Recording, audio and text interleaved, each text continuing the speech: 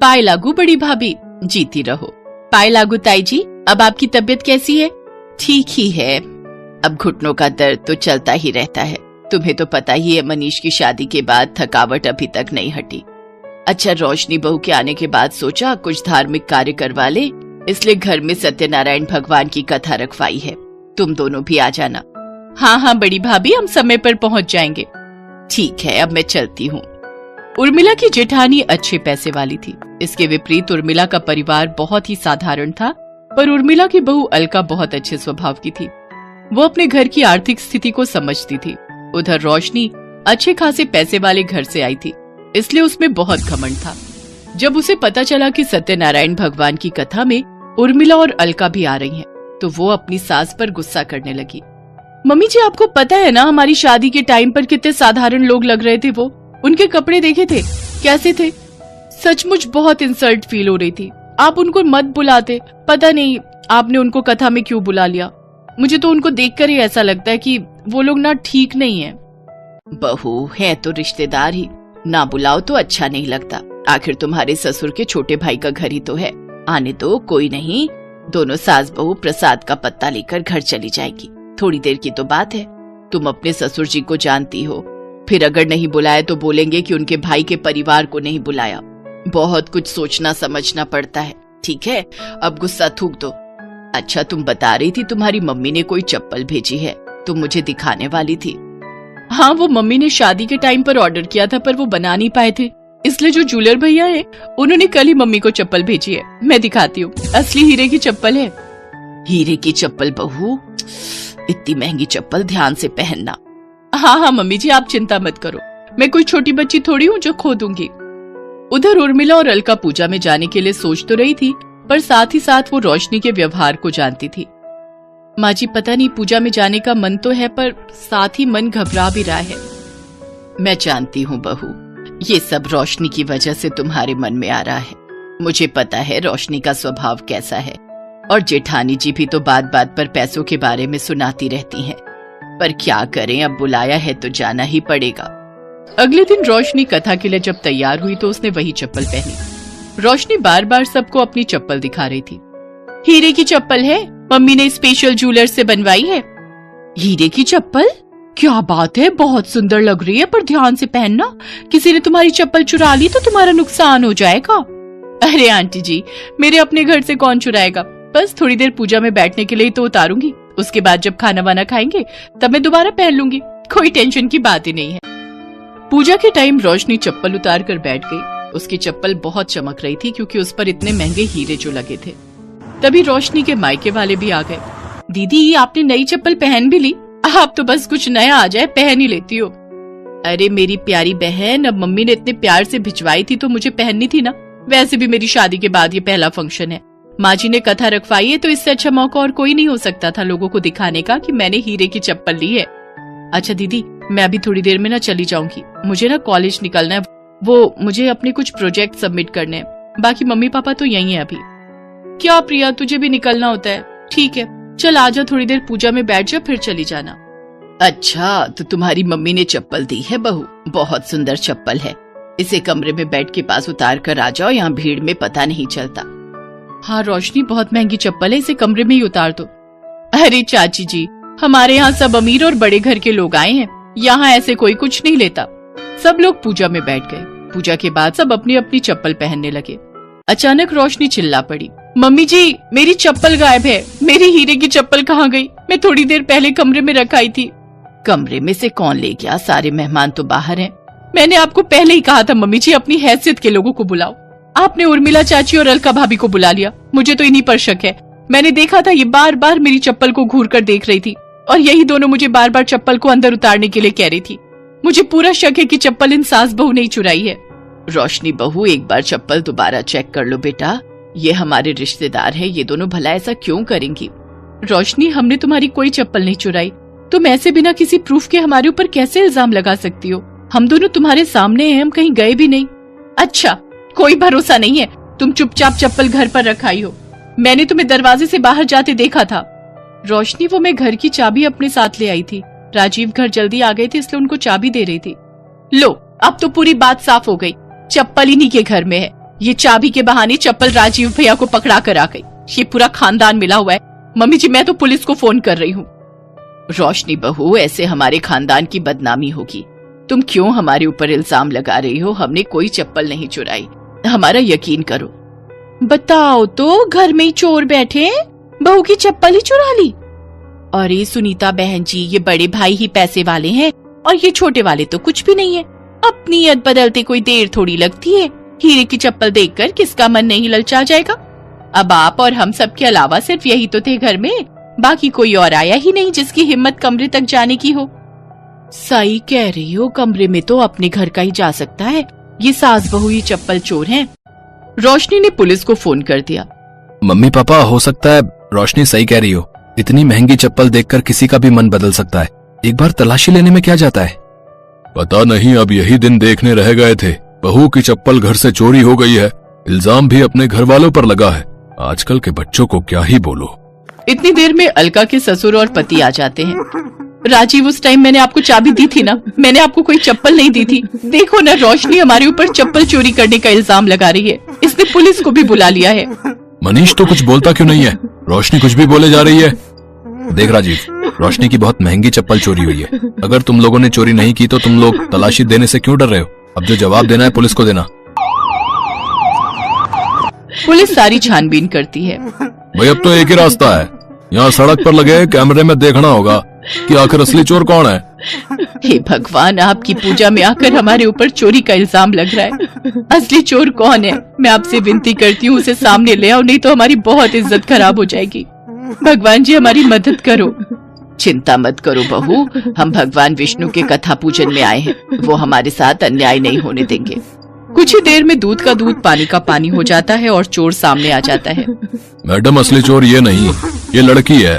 ये देखिए, इसने चप्पल को बाहर जाकर अपने बैग में रखा है। प्रिया, ये तो मेरी बहन है। इसका मतलब रोशनी, तुम्हारी खुद की बहन चोर है और तुमने हमारे परिवार के ऊपर इल्जाम लगाया। तुमने मेरी माँ और पत्नी का अपमान किया।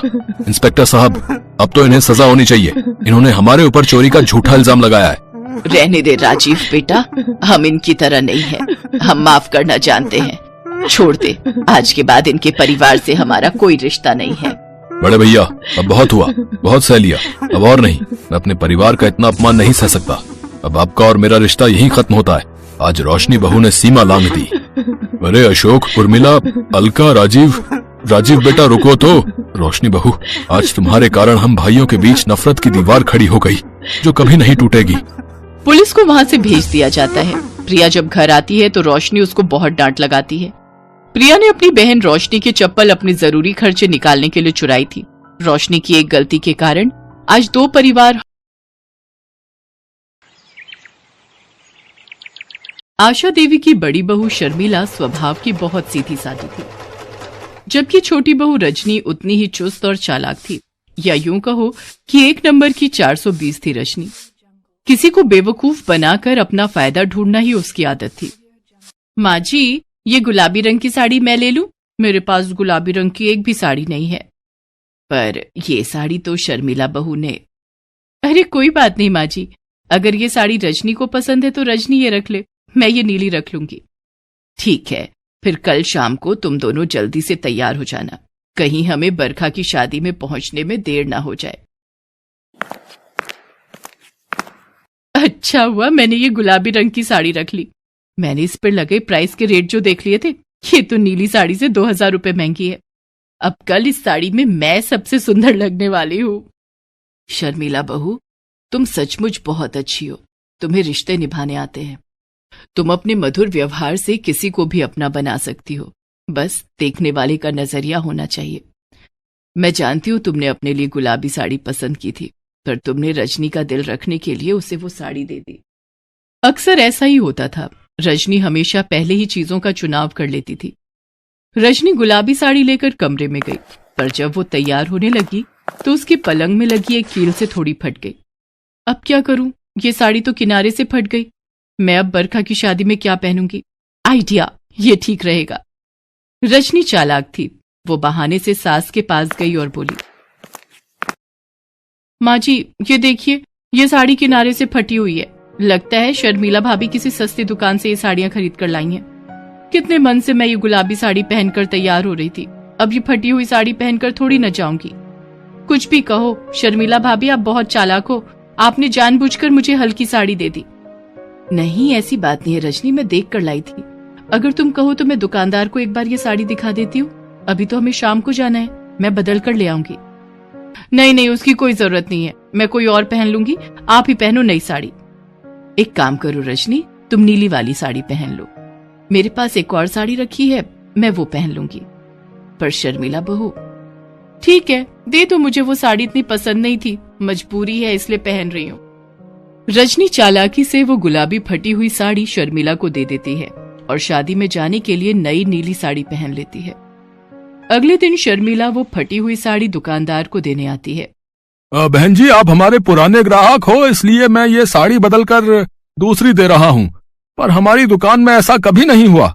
हमारी दुकान में सारी साड़ियां चेक होकर ही आती हैं।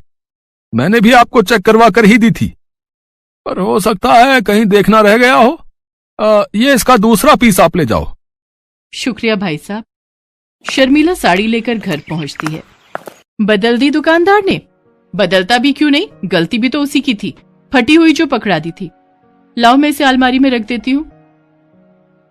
देखो कैसे छीन कर ले गई, बिल्कुल शर्म नहीं है इसमें। अब ये नीली साड़ी इसकी हो गई, तू कब तक सीधी बनी रहेगी बहू। शर्मिला चुपचाप वहां से चली जाती है, पर आशा देवी अच्छे से जानती थी कि रजनी ने चालाकी से दोनों साड़ियां ले ली। ऐसे ही एक दिन रजनी की सहेली उससे मिलने आई। सुमन, कितने दिनों बाद तुझसे मिलना हुआ। शादी के बाद तो तू मेरठ में सेटल हो गई थी ना? हाँ हो तो गई थी, पर हस्बैंड की जॉब कैलिफोर्निया में लग गई है, तो हम विदेश जा रहे हैं। वैसे आऊंगी आफ्टर 6 मंथ्स, मेरा आना होगा। अभी वहां कुछ सेट कर ले, फिर सब कुछ यहां से समेट कर एक बार परमानेंट शिफ्ट हो जाएंगे। अच्छा रजनी, मुझे तेरे से एक काम था। हाँ बोल। मेरा दिल्ली में कोई भी नहीं है, तो मैं सोच रही थी कि मेरे पास बहुत सारा गोल्ड है, तो अभी तो मैं कैलिफोर्निया नहीं ले जा सकती, मुझे इसे बेचना है और हमारी कल की फ्लाइट है। मेरे पास इतना समय नहीं है कि मैं आज के आज में सारा गोल्ड अपना बेच सकूं, इसलिए तू मेरा गोल्ड अपने पास संभाल कर रख ले। तकरीबन 5 लाख का गोल्ड है, ये सारे जेवर तू संभाल कर रख ले। मैं 6 महीने बाद वापस आऊंगी तो ये जेवर बेच दूंगी। ठीक है, कोई बात नहीं, तू मेरे पास रख दे, मैं संभाल कर रख दूंगी, तू बेफिक्र होकर जा।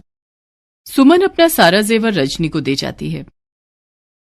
रजनी बहू, ऐसे किसी की चीज यूं इस तरह अपने घर में रखना ठीक बात नहीं है। तुमने एक बार सोने की परख भी नहीं की कि वो कितने का है, कितने का नहीं है। मुझे ये सब कुछ ठीक नहीं लगा। तुम क्यों किसी की जिम्मेदारी अपने ऊपर लेती हो? आजकल ऐसा जमाना नहीं है। माँ जी, मेरी सहेली को मैं बहुत समय से जानती हूँ, वो काफी पैसे वाली है, उसके पास इतना सोना होना कोई हैरानी की बात नहीं है। उसका पति बहुत बड़ी कंपनी में नौकरी करता है, लाखों की सैलरी है। देखो खुद ही कह रही है कि कैलिफोर्निया शिफ्ट हो जाएगी। अब वो पागल थोड़ी है जो मेरे पास अपना सोना रखवाने के लिए आएगी। रजनी अपनी सास की बातों को अनसुना कर देती है। एक दिन, अरे रजनी बहू, तैयार हुई या नहीं? शर्मिला बहू और मैं कब के तैयार हो गए। मिसेस शर्मा के घर कीर्तन शुरू हो जाएगा, हम तब जाएंगे जब आरती शुरू होगी। क्या? अरे आ रही हूँ माँ जी, ये देखो मैं तैयार हो गई। ये तो वही जेवर है ना जो तुम्हारी सहेली तुम्हारे पास रखवा कर गई है, तुमने ये क्यों पहन लिए? अरे तो क्या हुआ माँ जी, कौन सा वो अभी लेने आ रही है? अभी अगले हफ्ते आना है उसने। 5 महीने से ऊपर हो गए मेरे पास ये जेवर संभाले हुए, अब एक बार पहन भी लूंगी तो क्या बिगड़ जाएगा। रजनी अपनी सास और जेठानी के साथ पड़ोस में कीर्तन में जाती है। सब लोग रजनी की तरफ ही देख रहे थे क्योंकि उसने बहुत सारे जेवर पहने हुए थे। उन्हीं में से एक महिला रजनी से जेवर के बारे में पूछती है। अरे वाह रजनी, जेवर तो तूने बड़े अच्छे पहने हैं, असली सोने के हैं क्या? तो और क्या, कोई आर्टिफिशियल थोड़ी पहनूंगी, असली सोने के हैं, नए बनवाए हैं मैंने। अगर आप बुरा ना माने तो एक बात कहूँ, ये जेवर सोने की नहीं है, ये तो आर्टिफिशियल ज्वेलरी है, जरूर आपको किसी सुनार ने लूट लिया। ये कैसी बातें कर रही हैं आप मेरे सोने के जेवर को आर्टिफिशियल ज्वेलरी बता रही हैं? मैं एक सुनारिन हूँ, बचपन से सोने में खेली हूँ, मुझे अच्छी खासी सोने की परख है, मैं देखते ही पहचान जाती हूँ कि सोना है या पीतल। काफी देर तक रजनी उस महिला से बहस करती रही और आखिर वो एक सुनार के पास पहुंची, पर सुनार ने भी जेवर नकली होने का दावा किया। सुनार की बातें सुनकर रजनी घबरा जाती है, उसकी सास और शर्मिला भी परेशान हो जाती है। रजनी सुमन को फोन पर सारी बात बताती है। उसकी बातों को सुनकर सुमन इंडिया लौटती है। मुझे कुछ नहीं पता रजनी, मैंने तुम्हें असली जेवर दिए थे। ये वो जेवर है ही नहीं जो मैंने तुम्हें दिए थे।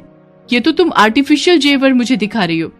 मेरे जेवर दूसरे थे, तुमने मेरे साथ धोखेबाजी की है। तुम कैसी बातें कर रही हो सुमन? तुम यही जेवर तो मुझे पकड़ा कर गई थी, मैं भला जेवर क्यों बदलूंगी? अरे मैं तुम्हें कॉलेज के जमाने से जानती हूँ, तुम जैसी 420 औरत पूरी दुनिया में नहीं मिल सकती। तुमने अपनी चालाकी यहाँ भी नहीं छोड़ी। चुपचाप मेरे जेवर मुझे वापस करो या फिर 5 लाख रुपए मुझे दो। मैं तो पहले ही कह रही थी ऐसे किसी पर विश्वास मत कर, पर ये मानती कहाँ है। अब अपने दोनों बेटों को बुलाऊं दुकान से, वही इसका हल निकालेंगे, वरना पुलिस हमारे घर में आते देर नहीं लगेगी। तभी काफी देर से चुप खड़ी शर्मिला कमरे में से अपना मोबाइल फोन लेकर आती है। सुमन, बहुत हो गया तुम्हारा नाटक। तुमने मेरी देवरानी की बहुत बेइज्जती कर ली। मेरी देवरानी लाखों में एक है और तुम्हारी मक्कारी का सबूत मेरे पास मेरे मोबाइल में कैद है।